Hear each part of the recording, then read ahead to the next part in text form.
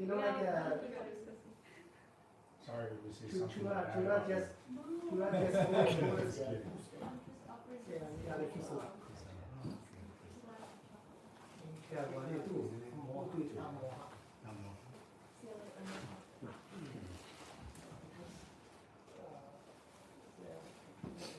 Testing. Hello, testing. Testing.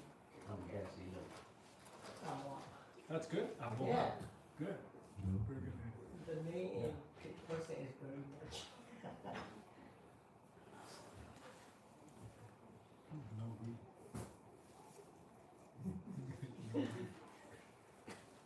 We haven't had that.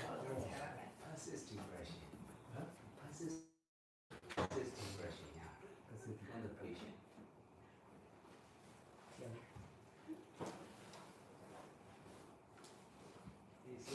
Let me remind you while you are sharing to me, Yeah. and you share me about persist depression from the patient when you work in ICU, But what kind of difference? and the persist emotion or persist suffering. Oh, Spread. passive. Oh, secondary trauma. Yeah. Oh, yes, secondary trauma. What Yeah. can you explain in detail? So is this on? Not the direct suffering the patient suffers, but the indirect suffering. And I just similar to being in a war, the soldiers come back with a lot of trauma. Cumulative over time for medical personnel. The research has shown that it is similar to people who have served in a war. Not to minimize soldiers that have immense trauma, but it is just what the research showed. So it's more like residue. Is it the impact afterwards? So it's like the impact afterwards, right? It's not like something impacts something directly, but the consequences of it that you're suffering from, Yeah. kind of, is that secondary depression?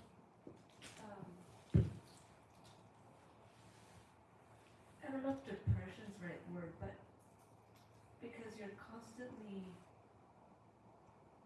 treating the patients, so it's like you're constantly have your fight and flight triggered, like the stress hormone. So So are you mentioning about the patients who have secondary depression, or like the registered nurse, like you? So yeah, the patients have the stress hormones circulating, but then the people treating them also are constantly in a triggered state, meaning your two parts of your brain, like we in the clinic we went where your fight and flight is triggered in response to stress. The body is perceived a threat, so it goes into survival mode.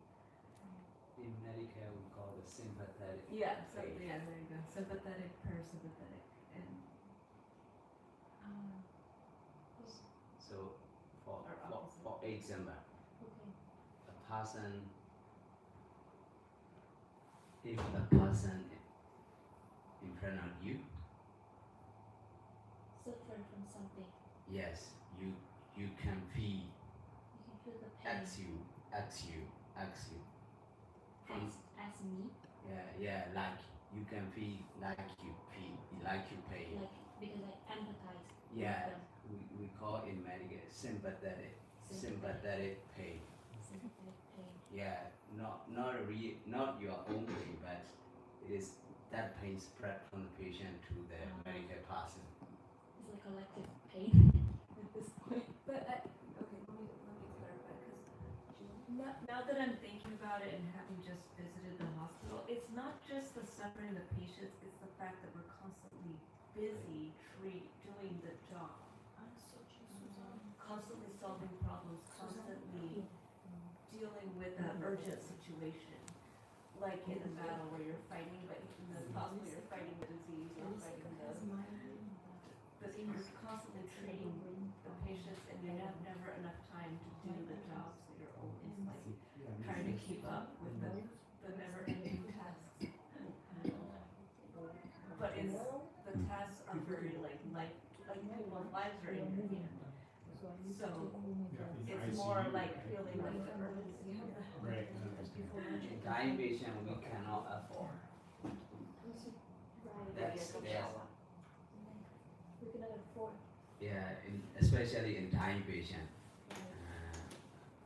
For a medical person, at the end we are just seeing we cannot afford to survive to them. The responsibility is really huge. Yeah, so this evening, Seattle shared me about his understanding, especially about patience. At that time, we can solve our mind to be stable, to control, to be stable our mind. That stable mind can help them and spread them, not to be worried. Even they are dying.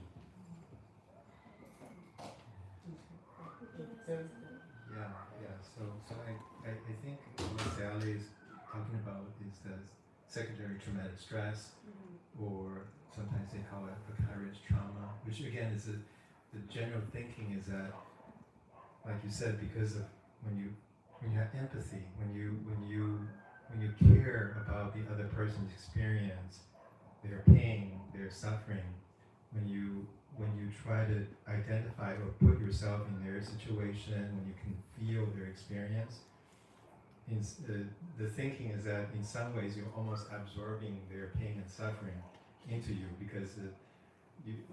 because you're also secondarily or indirectly experiencing their pain. Because we are very used to and we have strong habit or the nature of the humankind. Yeah. So how their body, how their emotions are feeling, because you're being empathic with them, and then you care, then sometimes you also can indirectly feel how they feel. So, and then that will affect your physiology also over time. So many of the medical professional or police or fire or first responder, when they go to respond to fire or major tragic events, when they see a lot of people getting burned or different things that's hard to see, and that they can experience a lot of stress, even though they were not the victim themselves, right? So especially like Sister mentioned, when you see multiple, cumulative, they can accumulate the stress and accumulate in your body. So that some people think that is part of the cost of caring. When you care a lot, and then you can also be affected by other people's pain. So that brings the question, for Seattle. Seattle sees so much pain and suffering, and with so much compassion, and so in so many situations, directly, very very close, seeing all the different pain and suffering of people. Obviously, Seattle has a lot of empathy and compassion, but how does Seattle can keep the mind stable and healthy and not being affected in a negative way, as Seale described, that is very common among medical professionals and many people that deal with other in the helping professions. Can I say one more symptom that I have? One other illustration of this is like nurses have a hard time, once you've been a nurse for a while, general people, like healthcare professionals, more easily because we share the same, kind of like maybe other soldiers might relate to each other, what they've been doing, something like that.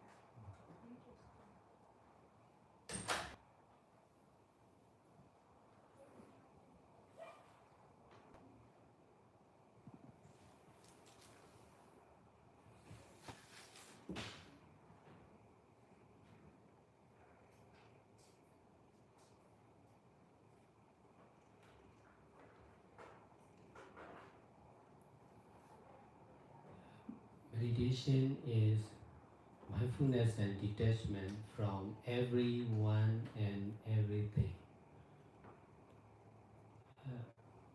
Only when we are mindful, we can know the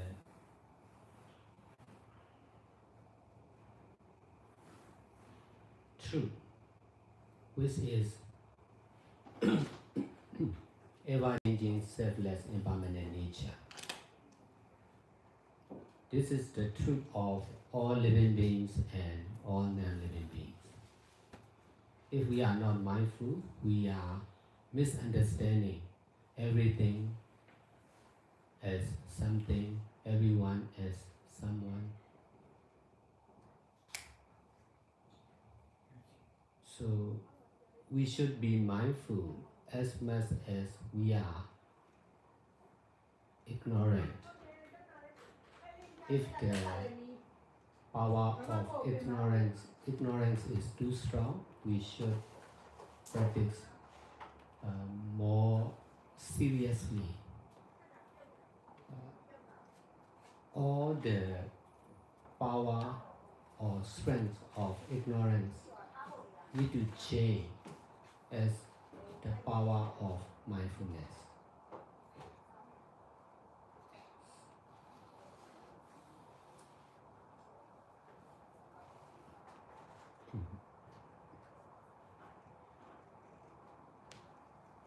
Attachment is the cause of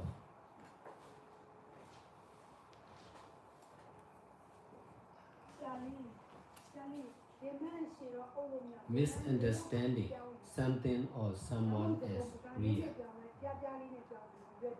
We are living beings because of our own attachment on someone or something as real.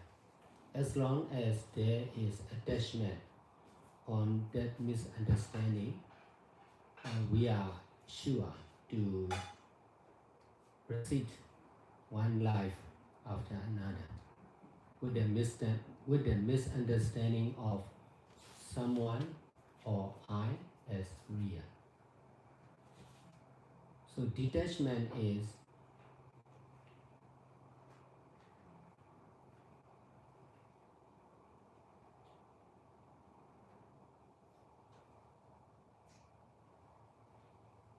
especially from misunderstanding or wrong understanding.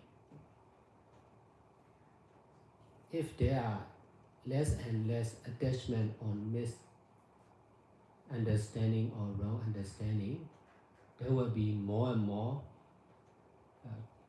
stronger right understanding. So detachment is changing from wrong understanding to right understanding. Detachment is from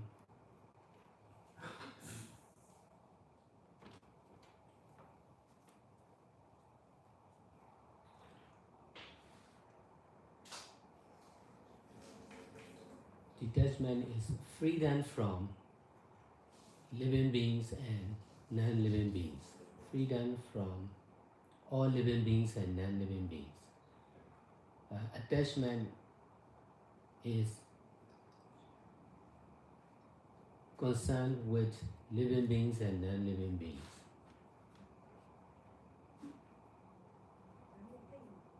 If we meditate, we should focus on breathing or suffering of present suffering of body or mind, or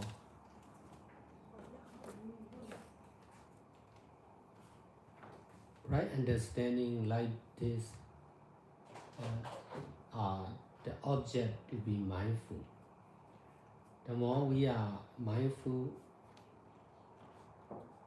like this, the more we can detach from living beings and non-living beings. The more we can detach from living beings and non-living beings, the more we are able to be mindful on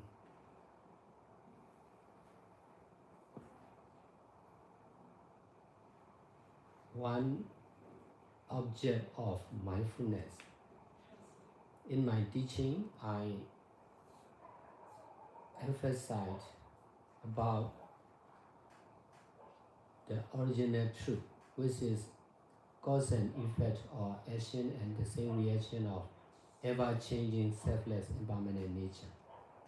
Breathing is also selfless, impermanent nature. Pain is also selfless, impermanent nature.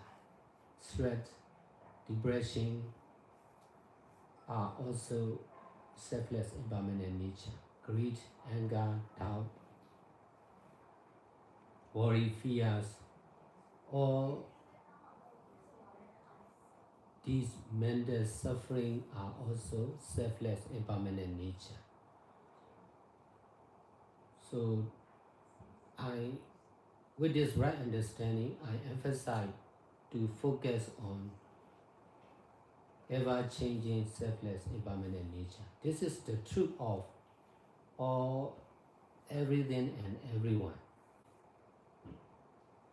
Whatever happens in our body and mind, the truth is the same, ever-changing, selfless, impermanent nature.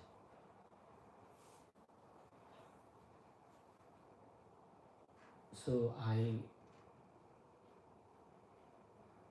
practice and teach to focus on ever-changing, selfless, impermanent nature. The more we are practicing like this, the more we can detach from our traditional object of someone or something. This is changing the object of the mind from created truth to original truth. So the more we are focusing on original truth, which is ever-changing, selfless, impermanent nature, the more we can detach from created truth. The more we can detach from created truth, the more we are easy to focus on original truth. This is changing the habit of the mind. Instead of paying attention on created truth, we should pay more and more attention on original truth. Original truth is the same. The more we are focusing on original truth, the mind will be more and more stable and pure. The more we are paying attention on created truth, the mind will be more and more unstable and impure.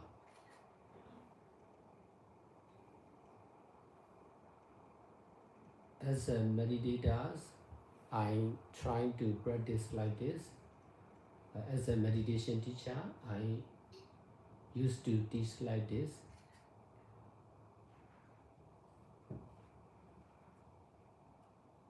But the real meditator is only ever-changing, selfless, impermanent nature.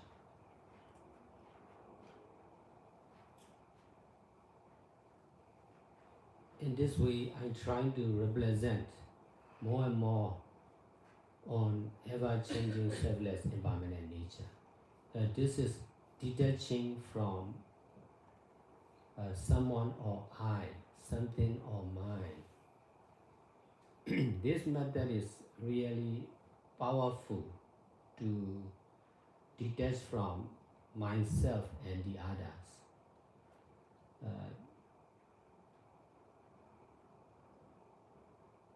Good or bad, right or wrong, life or death, all these are easy to detach with this right understanding.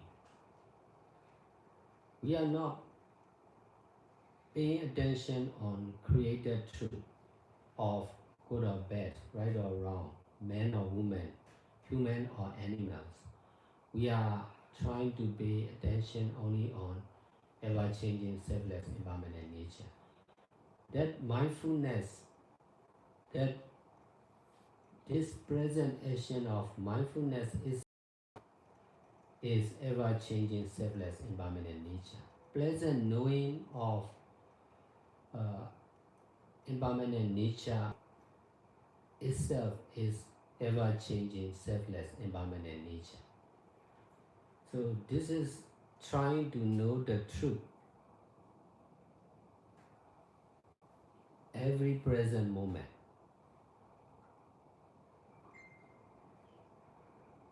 This is the best detachment of the mind from all the created truth. If we are not practicing like this, we will pay attention on something or someone endlessly. As long as there is attachment on something or someone, we are sure to know and to be as something.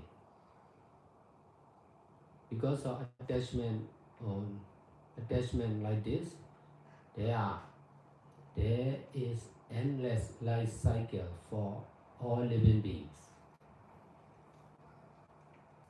I try to detach more. I emphasize more on detachment rather than mindfulness. Detachment is mostly concerned with the mind. I practice as a lay person, but I try to detach from the life of a lay person or a meditator from my mind. As a meditator, I'm not accepting myself as a human or as a meditator. I'm trying to accept myself only as ever-changing, selfless, impermanent nature. But most of the meditation teacher and meditators are just focusing on concentration on samatha. They are not much focusing on original truth, which is ever-changing, selfless, impermanent nature. But in this practice, I'm trying to be mindful only on present moment, impermanent nature. So the object is the same. But if we try very hard, only this method, practice make perfect. In this way, concentration becomes, concentration also increase.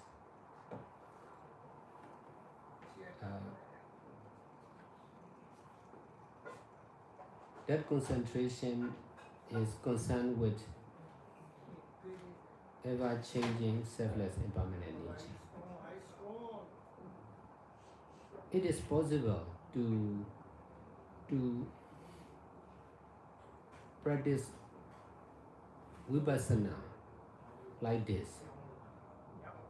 If we are practicing continuously and seriously, our concentration will be higher and higher, for sure.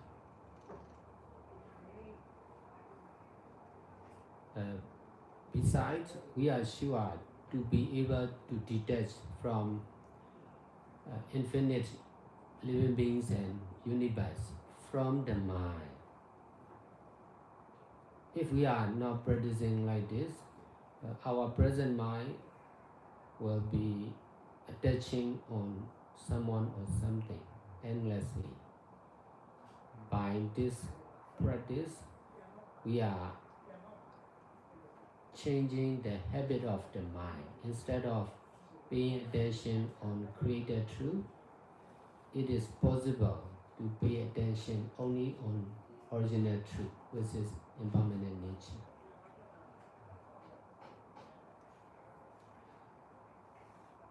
Because of practicing like this, I can detach more and more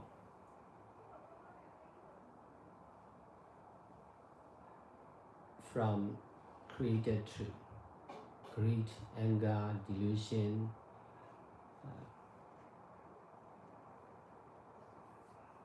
understanding, not understanding of the mind. All these are just created truth. All these used to happen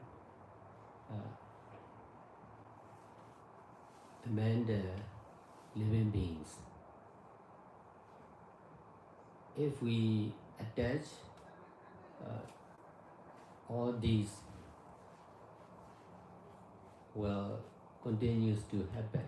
If we can detach, there will be less and less greed, anger, delusion, doubt, stress for sure.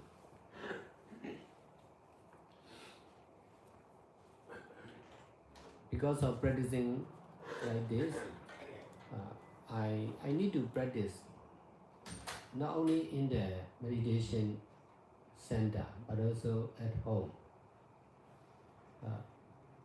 This practice is free from limit. So we need to practice everywhere. Not only in the meditation center like this, but also at home, at job, at hospital. Besides, we need to practice with everyone, not only with meditator, but also with the student in the school or with the patient and nurse or doctors at the hospital. So if we are practicing like this, we are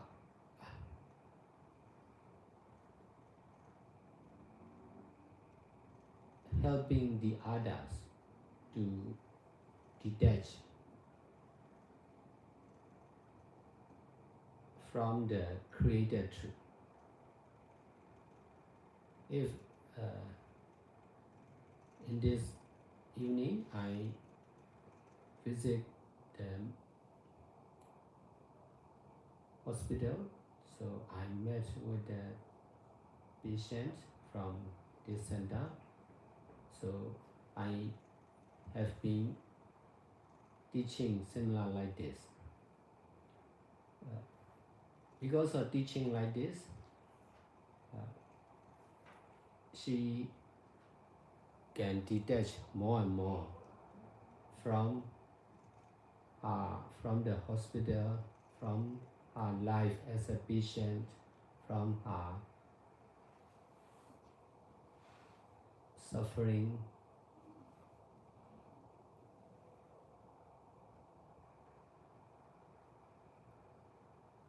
In the beginning of teaching to the patient in the hospital like this, it was really difficult.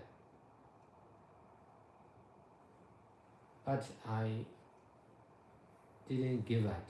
I continued teaching like this for over 25 years continuously. In this way, I became more and more skillful to teach to the patient in the hospital. In this way, more and more patients are easy to practice like this in the hospital also. If we are not practicing like this, it will be difficult to understand and practice like this for sure. In this way, there will be more attachment in the mind of the patient concerned with disease and medical treatment. So by practicing like this, more and more patients are easy to control their mind to be stable and pure. I have been teaching like this to many patients, maybe 100,000 patient within 25 years. So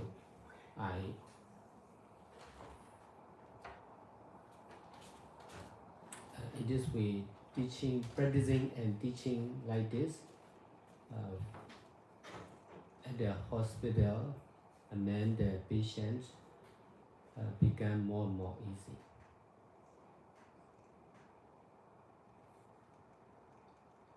In this way, more and more doctors, nurses, and patients are also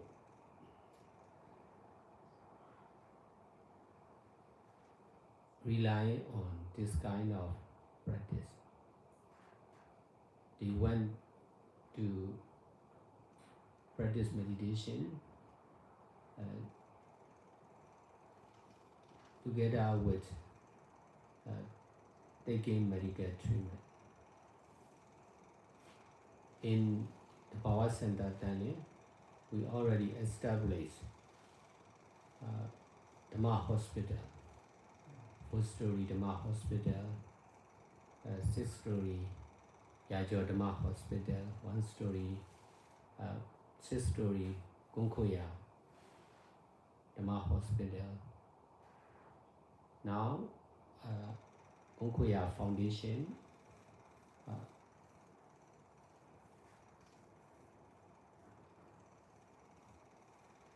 is planning to open new Dhamma Hospital, 6-story with 2 lifts. So at that new Dhamma Hospital, they will take all responsibility for medical equipment and everything for 3 years continuously. If they can do more, they will extend more and more years. If they are difficult to do like this, after 3 years, they will stop doing and they will transfer to the Power Center. We are free to teach meditation, but we don't need to worry for medical treatment. They will take care of all the expense of medical treatment. In this way, Dhamma Hospital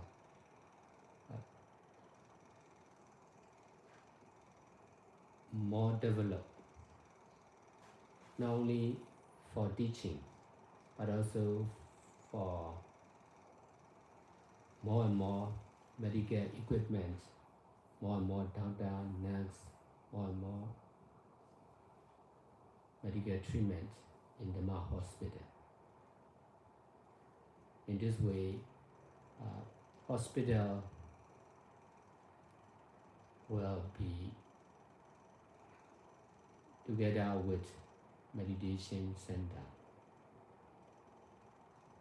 Healthcare can combine with meditation. Thank you, Sayadaw. Sayadaw, I'd like to ask a follow-up question to see if could clarify a little bit of when Sayadaw talk about practicing like this. So, for example, I remember following Sayadaw in Tenyin to the Dhamma Hospital one time, and then I saw Sayadaw saw a young boy, maybe 12, 13-year-old boy, and he was laying on the Dhamma Hospital bed and with a lot of wounds, a lot of open wounds and some bandages, but he looked in very bad shape.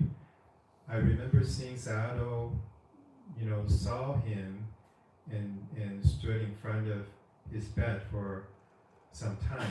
I saw Sayadaw's even put your own hand on your head, and seeing that, and I noticed perhaps even maybe your eyes may be a little bit moist, but was speechless seeing how much suffering he has. And I wonder, when Sayadaw, when you say practicing like this, you mean that you, in that moment, you also reflect in your mind that this body is impermanent, that this, or that, or you're reflecting that our own body is impermanent, and or just everything that Sayadaw just in you were last few minutes saying you practice like this, you are you're observing or noticing everything is impermanent all around us and within us. Is that what Sayadaw mean by practicing like this as a way to detach from the notion of self and the notion of anything? Is to see impermanence in everything, in others, in ourselves, in everything that happens all the time. Is that what Sayadaw mean by practicing like this?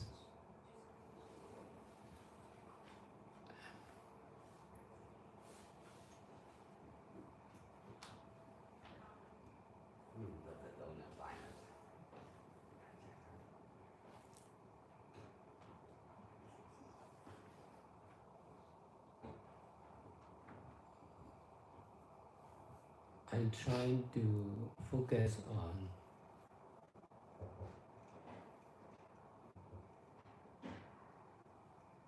ever-changing, selfless, impermanent nature.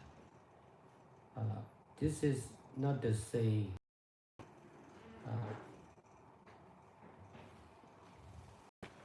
with the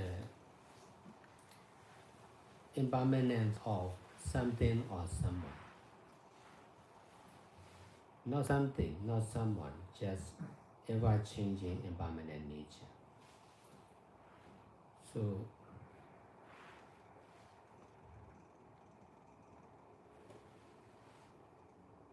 understanding and practicing like this is included detachment from self or someone or something. Most of the meditators are easy to understand the impermanent nature of someone or something. That is included attachment on someone or something. What I'm teaching and practicing is included detachment from someone or something. We don't accept, we are using someone or something. I'm someone. You are also someone. We are doing something, but we are not rejecting someone or something, but we are detaching from the mind concerned with someone or something. So we don't accept, we should not accept pain as something. We should not accept death as something. We can accept pain as pain, just impermanent nature. We can accept life or death as impermanent nature. Life is impermanent, so also death is impermanent. There are endless life cycle. Never, if we accept life and death, we will attach on life and death. In this way, we are sure to face with life and death again and again, continuously, because of attachment on being alive and being dead. So we need to detach from self of the mind.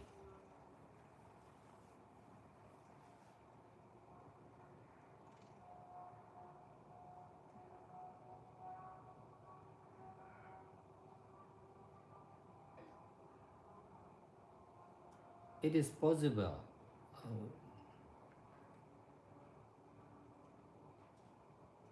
to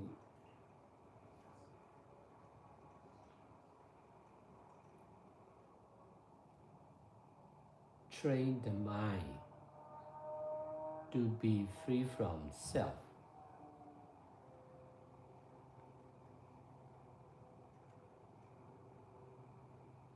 The idea of self is the stronger attachment of the mind.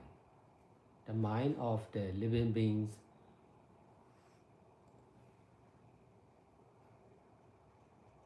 are difficult to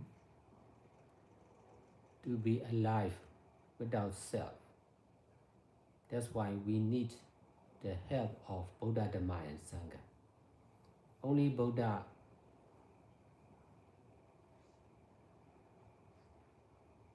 guide us, knows self.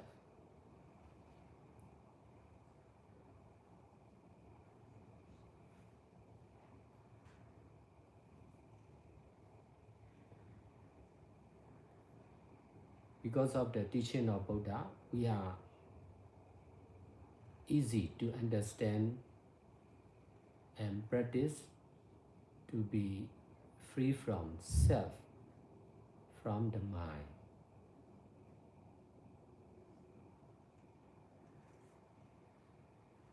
Self means oneself. We are not rejecting self.